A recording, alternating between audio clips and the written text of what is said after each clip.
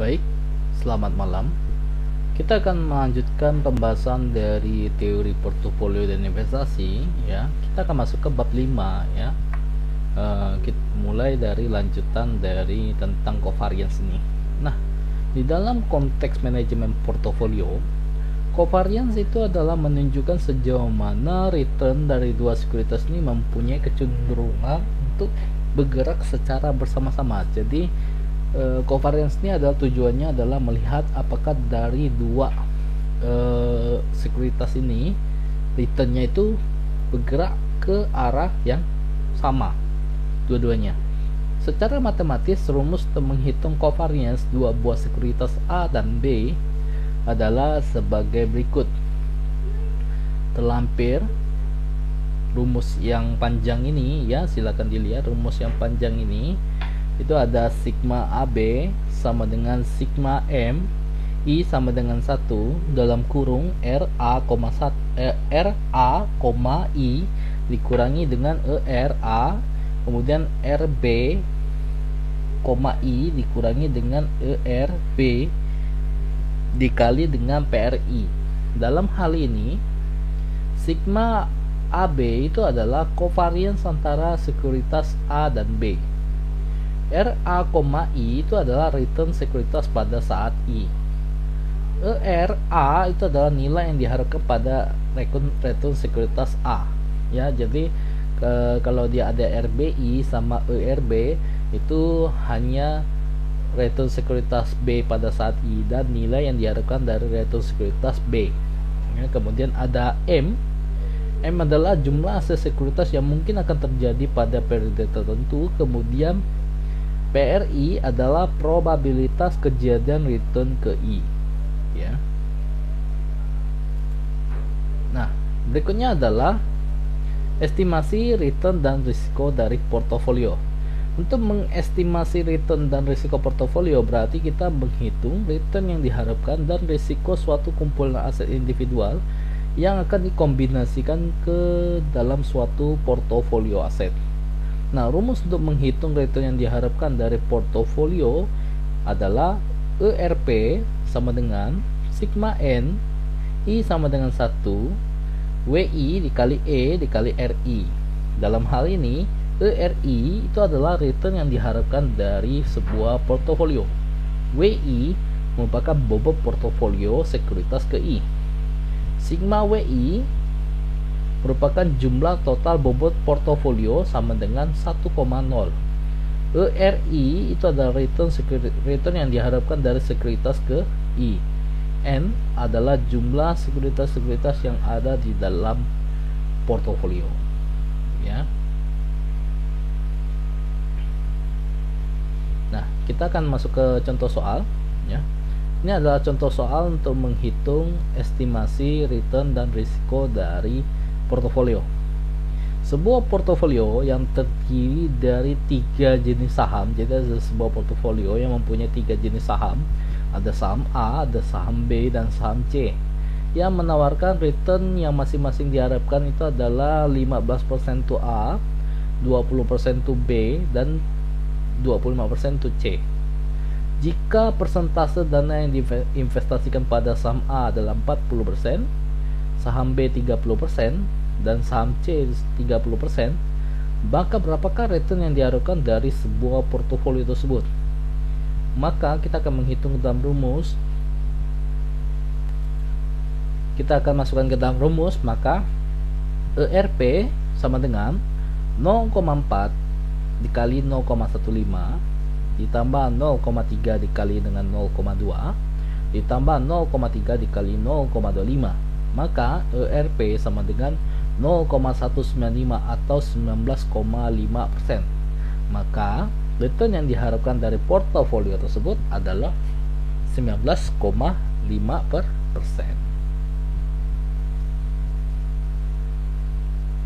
Lanjut. Nah, setelah itu kita akan menghitung risiko dari portofolio. Nah, dalam menghitung risiko dari portofolio ada 3 hal yang perlu ditentukan terlebih dahulu, yaitu adalah variance dari setiap sekuritas, kedua ada covariance antara satu sekuritas dengan sekuritas lainnya, kemudian bobot portofolio untuk masing-masing sekuritas. Untuk kasus dua sekuritas, secara matematis risiko portofolio dapat dihitung dengan rumus terlampir sebagai berikut. Agak panjang nih ya. Sigma P sama dengan dalam kurung W pangkat 2A sigma pangkat 2A ditambah W pangkat 2B sigma pangkat 2B ditambah 2 dalam kurung WA WB kemudian PAB, kemudian ada sigma AB, ada sigma dan sigma B dalam tutup kurung, itu dipangkatkan setengah. Diketahui maka sigma P adalah deviasi standar dari portofolio. WA ya, itu adalah bobot portofolio pada aset A. Berarti kalau ada WB itu adalah bobot portofolio pada aset B. Kemudian PAB ya, PAB itu adalah koefisien korelasi antara aset A dengan aset B. Ya, inilah rumus yang untuk menghitung dari risiko portofolio. Untuk bahan hitungan ya, jadi memang agak rumit ya, karena memang rumusnya itu panjang banget ya. Nanti tapi di aplikasinya tuh tidak akan sepanjang dengan rumus, karena memang rumus itu dari dulu memang selalu bentuknya panjang. Nah, contoh ya, contoh soal perhitungan risiko portofolio dua aset. Portofolio yang terdiri dari saham A dan B masing-masing menawarkan return sebanyak 10% untuk saham A dan 25% untuk saham B, serta masing-masing deviasi standar untuk saham A adalah 30% dan saham B adalah 60%. Alokasi dana investor untuk kedua aset tersebut adalah masing-masing sebesar 50% dari setiap aset. Maka untuk perhitungan deviasi standar portofolio itu diperoleh dengan rumus seperti ini ya, yang diambil dari nilai perhitungan dari rumus dari risiko portofolio ya. Jadi ada sigma P sama dengan 0,5 pangkat 2 dikali 0,3 pangkat 2 ditambah 0,5 pangkat 2 dikali 0,6 pangkat 2 ditambah 2 kali 0,5 dikali 0,5 dikali PAB dikali 0,3 dikali 0,6 pangkat setengah. Maka sigma P sama dengan 0,0225 ditambah 0,09 ditambah dalam kurung 0,09 dikali PAB pangkat setengah. Maka sigma P sama dengan 0,1125 ditambah 0,09 PAB pangkat setengah ya. Jadi ini jawaban akhir untuk rumus dari deviasi standar portofolio. Kemudian kita akan menyiapkan beberapa skenario tentang bagaimana koefisien korelasi antara saham A dengan saham B yang dibesertakan dengan hasil dari perhitungan deviasi standar ya. Jadi PAB itu adalah menghitung dari koefisien korelasinya. Nah, yang bagian tengah itu, kolom tengah itu adalah rumusnya. Kemudian ada sigma P itu adalah hasil dari persentase koefisien korelasi antara saham A dengan saham B. Jika koefisien korelasinya atau PAB-nya itu adalah plus 1 ya, maka rumusnya adalah 0,1125 ditambah 0,09 kali 0,1 dikali 1 pangkat setengah ya. Pangkat setengah. Nanti bagian sini kalian bisa ralat ya, nanti tambahin aja. Ini harusnya ada buka kurungnya, kayaknya saya kelupaan nih. Ini bisa ditambahkan di sini, semua adalah buka kurung ya, buka kurung. Ini bisa direvisi ya. Ingat, ini revisi bagian jawaban soal ya. Ini adalah ada kekurangan buka kurung, nanti bisa diikuti buka kurung yang ngambil dari kolom ini ya. Jadi tinggal di apply kan aja. Maka hasilnya adalah 45%. Kemudian jika koefisien korelasinya adalah 0,5, maka rumusnya adalah 0,1125 ditambah 0,09 dikali 0,5 pangkat setengah. Hasilnya adalah 39,8%. Jika 0,2 maka hasilnya ada 36,1, 0 33,5, negatif 0,2 ada 30,7, negatif 0,5 ada 25,9, negatif 1 adalah 15%. Inilah beberapa skenario koefisien korelasi antara saham A dan saham B yang berdasarkan dari hasil perhitungan deviasi standarnya ya. Lanjut ya. Jadi ini ya ada perhitungannya ya. Jadi sampai di sini kita akan lanjut tentang diversifikasi untuk N aset. Nah, untuk kasus diversifikasi dengan N aset, risiko portofolio dapat diestimasi dengan menggunakan matriks varian covariance. Ya, silakan lihat perbandingan tabel di sini. Silakan disimak. Ya, saya tidak menjabarkan. Ini tinggal di kamu memperhatikan saja apa perbandingan antara aset pertama, apa baris dari aset pertama dengan kolom aset pertama, kemudian baris pertama dengan kolom aset kedua, baris pertama dengan aset 1 dengan aset kedua, aset 1 dan aset 3, dan aset 1 ke aset N ya. Silakan diperhatikan, ini bacanya itu perbandingan antara baris dengan kolom, baris kolom, baris kolom, baris kolom, kemudian baris kolom, baris kolom, baris kolom ya. Silakan dibaca saja.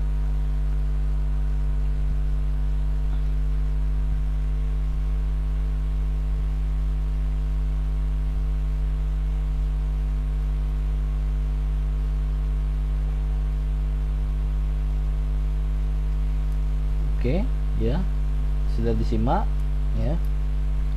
Kemudian estimasi risiko portofolio untuk N aset, maka kita akan menghitung N variance dan N dalam kurung N kurang 1 dibagi 2 untuk yang covariance. Jika N 100, maka untuk menghitung besaran risiko portofolio Markowitz kita akan menghitung 100 dalam kurung 100 kurang 1 dibagi 2 atau sama dengan 4950 covariance dan 100 variance ya. Ini contoh jika N adalah 100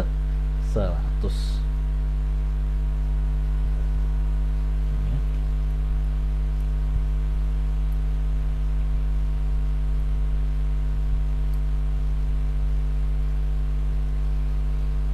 Baik, kita lanjut.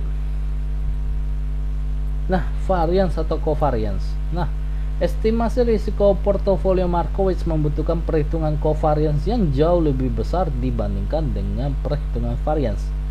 Var sama dengan N variance ditambah N kuadrat dikurang N dari covariance. Jika proporsi portofolio adalah equal weighted atau berat yang sama, maka var sama dengan 1 per N pangkat 2 dikali N ditambah 1 per N pangkat 2 dikali N kuadrat dikurang N. Jika diasumsikan N itu adalah sangat besar, maka 1 per N sama dengan 0. Jika var sama dengan 1 per N, rata-rata variance tambah 1 dikurang dalam kurung 1 dibagi N, yaitu rata-rata covariance. var sama dengan rata-rata covariance ya. Jadi untuk estimasi perhitungan risiko untuk portofolio model Markowitz ini membutuhkan perhitungan covariance yang jauh lebih besar dibandingkan dengan perhitungan variance. Jadi itu makanya di judul itu apakah kita milih variance atau covariance ya. Nah, kesimpulan penting dari diversifikasi Markowitz. Nah, diversifikasi memang mampu untuk mengurangi risiko, namun terdapat risiko yang sifatnya tidak dapat dihilangkan oleh diversifikasi yang dikenal dengan risiko sistematis, ya. Sudah dijelaskan bahwa risiko sistematis itu apa, sudah dijelasin di pembahasan video sebelumnya. Risiko yang tidak dapat dihilangkan oleh diversifikasi itu diindikasikan dengan besarannya covariance, yaitu antara kontribusi risiko masing-masing aset relatifnya terhadap risiko dari portofolionya, ya. Jadi memang selain covariance itu menghitung bagaimana pergerakan dua sekuritas yang bergerak ke arah secara bersama-sama, selain itu juga menghitung berapa kontribusi risiko masing-masing dari aset relatif terhadap risiko dari portofolionya, ya. Nah, ini ada contoh soal. Ini adalah pengaruh bobot portofolio dan korelasi, ya. Bisa diperhatikan ini ada W, kemudian ada ERP, dan ada sigma, ya. Ini ada perhitungan korelasi, ya. Ini ada perhitungan korelasi, kemudian ini return yang diharapkan, ya. Kemudian ada return harapan dan standar deviasi. Jadi ada korelasi, ada return harapan, dan ada standar deviasi dalam bentuk soal seperti ini. Kemudian dijelaskan juga di samping bahwa ada saham S dan obligasi O, di mana memiliki return harapan 0,12 untuk saham S, obligasi O ada 0,06 dan memiliki standar deviasi 0,15 untuk saham S, dan obligasi 0 itu ada 0,1. Jika koefisien korelasi antara saham S dan obligasi O adalah 0, jika bahwa kita memperhatikan WS yang bernilai dari 0 sampai dengan 1, maka kita dapat menentukan kemungkinan standar deviasi yang ada adalah sebagai berikut, ya. Nah, ini dalam bentuk gambar, ya, dalam bentuk gambar. Maaf kalau misalnya kurang jelas, nanti silakan perhatikan aja di modul, ya, yang sudah saya berikan. Itu mungkin agak lebih jelas ya dibandingkan dengan ini. Maka ini diambil dari pergerakan dari yang ada di sini, ya. Jadi ini sebenarnya kita ngambil dari pergerakan yang ada di sini, ya. Karena ini sebenarnya jawabannya sudah dicari. Jadi kita sebenarnya itu di dalam penjelasan modul ini kita berfokus pada namanya gambar ini, ya. Kalau kita lihat di dalam grafik ini, ya, di mana ada garis vertikal itu adalah return harapan dari portofolio, sedangkan garis mendatar ini horizontal itu adalah deviasi standar return portofolio. Kita akan melihat pergerakan dari obligasi O dengan saham S. Ini adalah bentuknya seperti ini, ya. Kurva ini disebut dengan kumpulan dari peluang investasi atau investment opportunity set. Nah, investment opportunity set itu merupakan salah satu variabel penelitian keuangan di dalam skripsi, ya. Jadi silakan kalau yang merasa pengen masih belum ada ide untuk skripsi judul, atau misalnya andai kata ada judul yang ditolak, nah bisa perhatikan di sini. Ini adalah kumpulan peluang dari investasi investment opportunity set.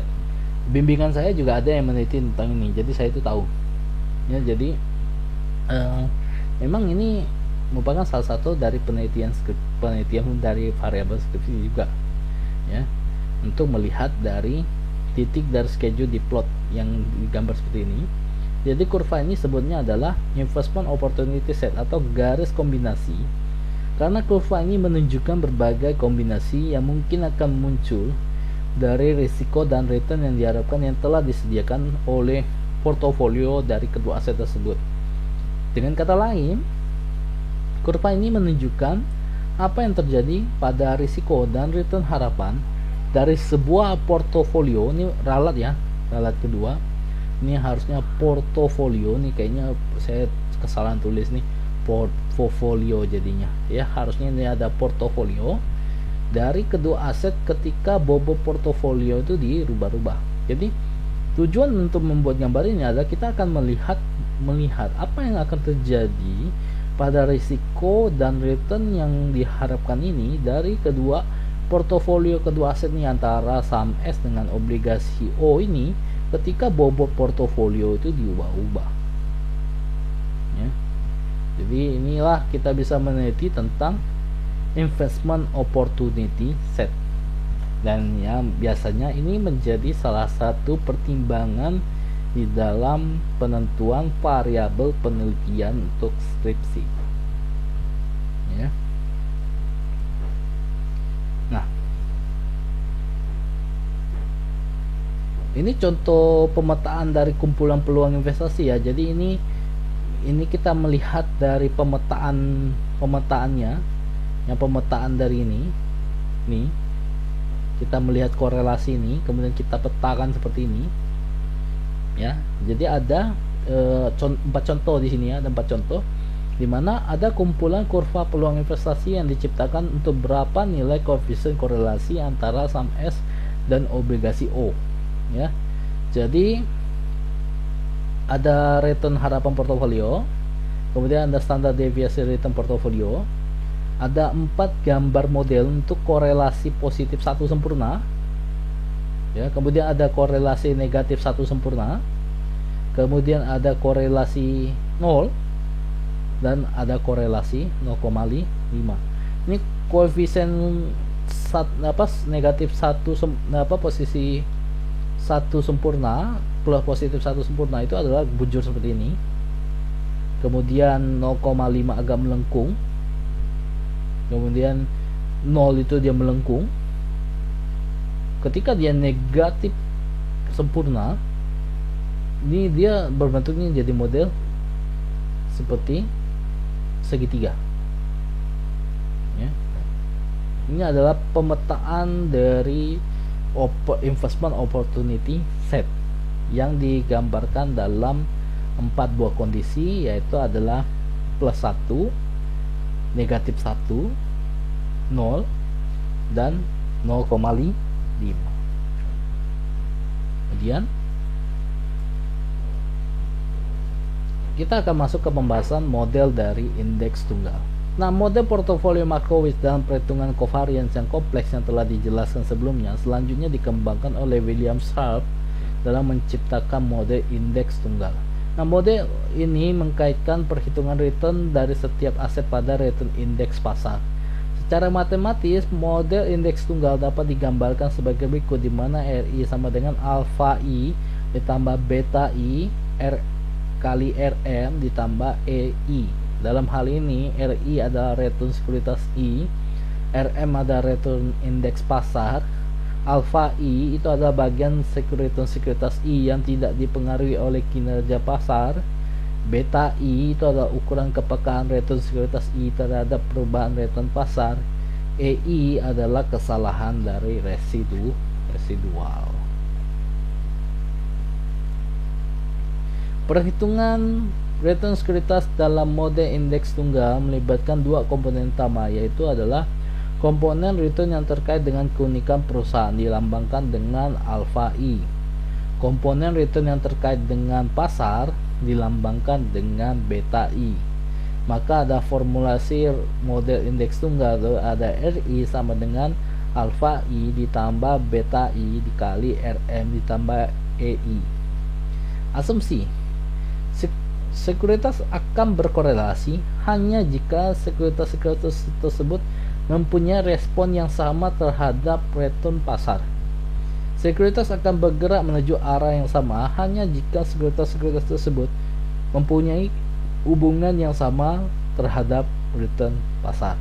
Jadi pengerjaan untuk formulasi rumus ini memiliki asumsi ini, hanya memiliki hubungan yang sama dan mempunyai respon yang sama. Beta pada model indeks tunggal. Salah satu konsep penting dalam model indeks tunggal adalah terminologi dari beta atau B. Beta merupakan ukuran kepekaan return sekuritas terhadap return pasar. Semakin besar beta suatu sekuritas, maka semakin besar juga kepekaan return sekuritas terhadap perubahan dari return pasar. Ini adalah model dari indeks tunggal. Asumsi yang dipakai untuk model indeks tunggal adalah bahwa sekuritas hanya akan berkorelasi hanya jika sekuritas tersebut mempunyai respon yang sama terhadap return pasar. Di dalam model indeks tunggal, covariance antara saham A dan saham B hanya bisa dihitung atas dasar kesamaan dari respon kedua saham tersebut terhadap return pasar.